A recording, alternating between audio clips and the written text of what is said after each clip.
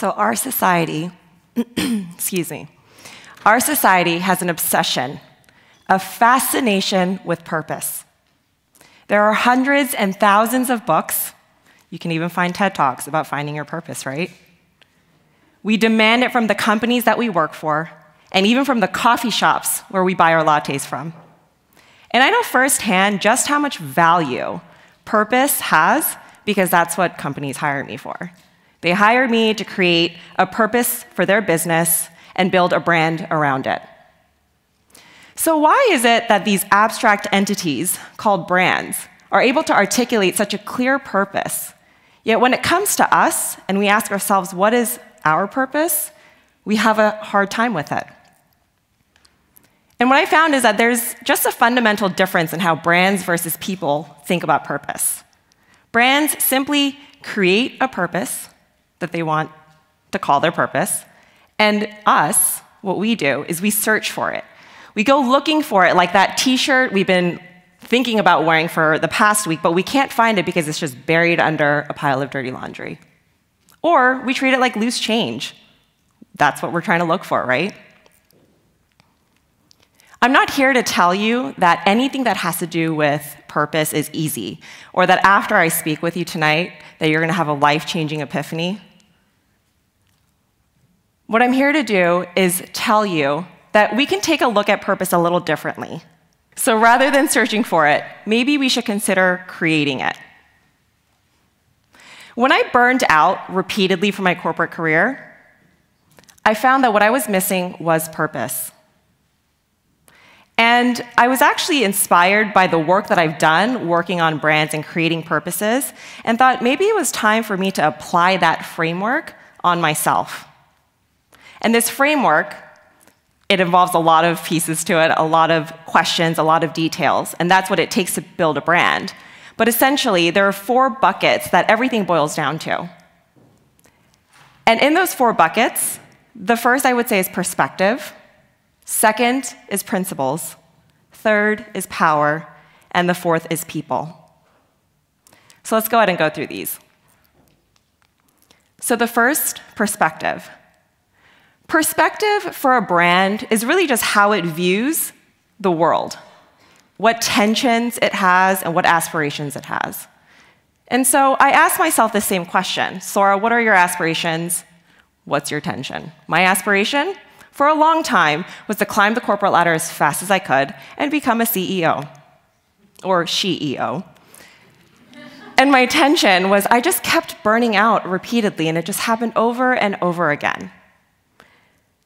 And although I was able to answer that question, it didn't explain too much more beyond that. It was still surface level. And so I knew I needed to dig in more deeply. And that's when I dropped myself into the abyss of self-help. I went to a Tony Robbins conference. I went to yoga events. I went to a palm reader, an astrologist, angel card readers. I went to everyone and everything that I thought would give me a clue as to why I existed. But none of those really gave me the clue that I needed. And that was until I landed on something called the Enneagram. For those of you who don't know about the Enneagram, I'll just give you a little bit of context. The Enneagram is a study of 9 personality types, and it helps us to better understand the reasons behind our attitudes, our emotions, and our behavior. And this was where I really understood what my deepest and biggest fears and motivations were. And there it was. It hit me like a ton of bricks. My aspiration to become a CEO, that's because I thought that image was pretty much what I thought was the most valuable and the most successful person. Because my main motivation, according to my type, is that I wanted to be superlatively successful. I wanted to be valuable. I wanted to be productive. And that tension of burning out, it's because I worked so much. But why was I working so much? And it's because of that fear. And the fear that I had was that I would be a failure, and then I would feel ashamed. And it all started to make sense to me. There I was, working so hard to the point of burnout, trying to measure up to this idea of success that was actually not really mine. Possibly it was social conditioning, Possibly I just kind of saw someone and I was like, oh, wow, they're really killing it. That's what I want to be too. But that wasn't the case. And it was this perspective that I needed to understand, this lens that I saw the world through, my fears, my motivations, that helped me to understand how I had been navigating myself through this world mentally and emotionally. And now that I have this awareness, I'm always checking in with myself and asking, Sorah, are you doing this because you just want the validation from people? Are you doing this because it's an image you're trying to give off? Or are you doing this because you're really connecting with your soul and all these actions are coming from your heart? The next P in the 4 Ps is principles. Principles are basically values. And these values for a brand essentially are kind of the anchors, the North Stars in which a brand decides what marketing activities they'll participate in, what celebrities they'll partner with, and what campaigns they'll launch. Now, if someone was to ask me what my values are today, I can tell you exactly what they are. But not too long ago, a friend of mine asked, we were going through some things, some drama I was going through, and she said, Sorah, what are your values? And honestly, I was pretty paralyzed. I didn't have a clear answer I could give her. I had some thoughts, but I wasn't confident enough to commit that those were my values. Principles are important because it helps us from floating away like a plastic bag and ending up in places where we look back and we think, how did we even end up here? And so I took some time to think about this. And I thought about what were the times that I felt the happiest and the most fulfilled. And to be honest with you, without that perspective that I first deconstructed, it would not have been the same answer.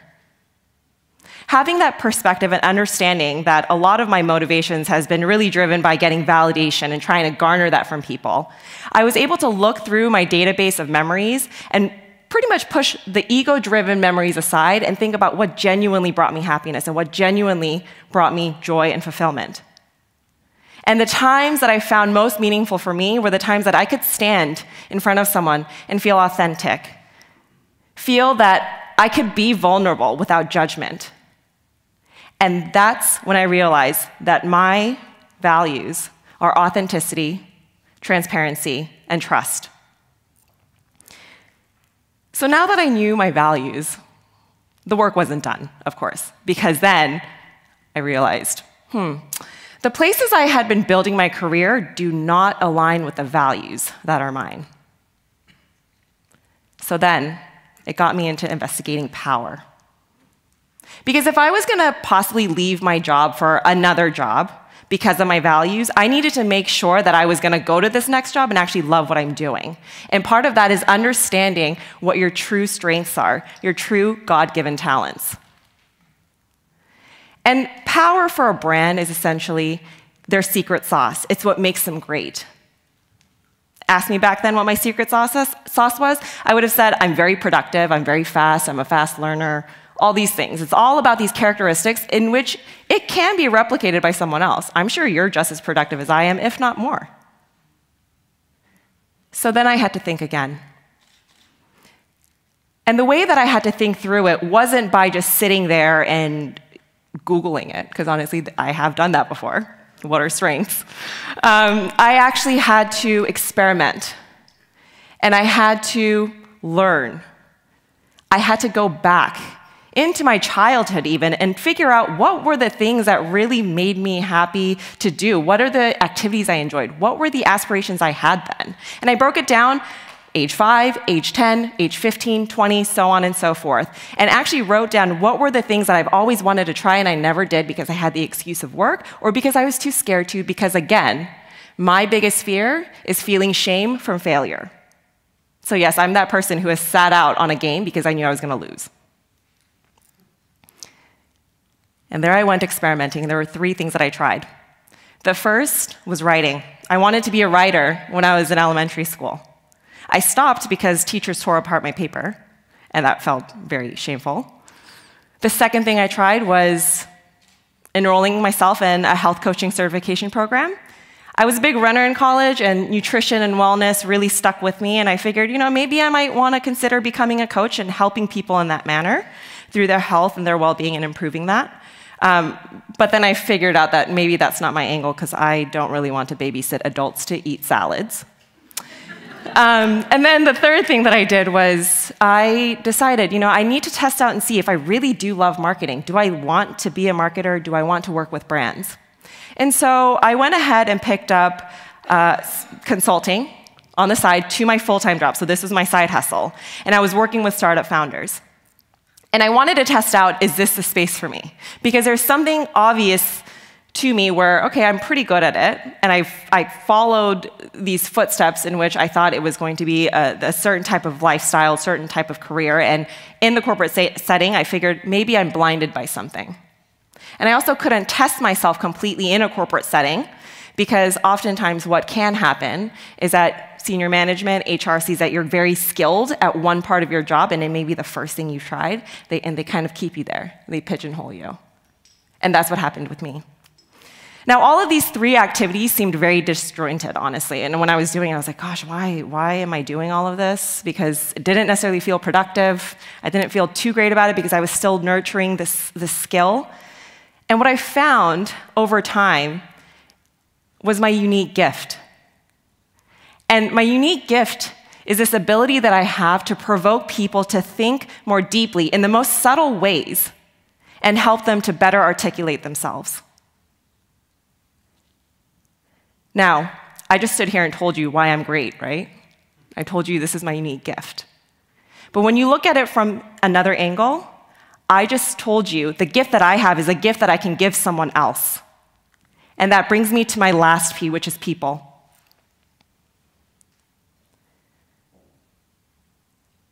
The reason why brands exist today, aside from the fact that it's to make money, is to serve its consumers, the people the brand serves. In my line of work, if I stop thinking about the consumer, it's all about the revenue, the bottom line, profitability, and all of the heart that goes into my job is stripped away. So let's think about this as people. How often are we asking ourselves, how am I serving others? Could it be that if we started to think in terms of servitude, rather than thinking about just ourselves and our own egos, that possibly we too can have a similar feeling of groundedness and feeling that we are a part of something larger? So I just deconstructed the 4 Ps, essentially what I do for my job and something that I applied to myself. And you're probably sitting there, okay, so Sorah, what is this purpose that you have now? I do believe that people have multiple purposes in their lifetime. And in this current phase of my life, and especially tonight, as I leave you with these 4 Ps, the pieces to your purpose puzzle, perspective, principles, power, and people, my purpose is to revitalize the hearts within, whether it be people or brands, to come alive and show up in a way that's authentic and open and free for them. So please remember, purpose isn't something you find. It's actually something that you can create. Thank you.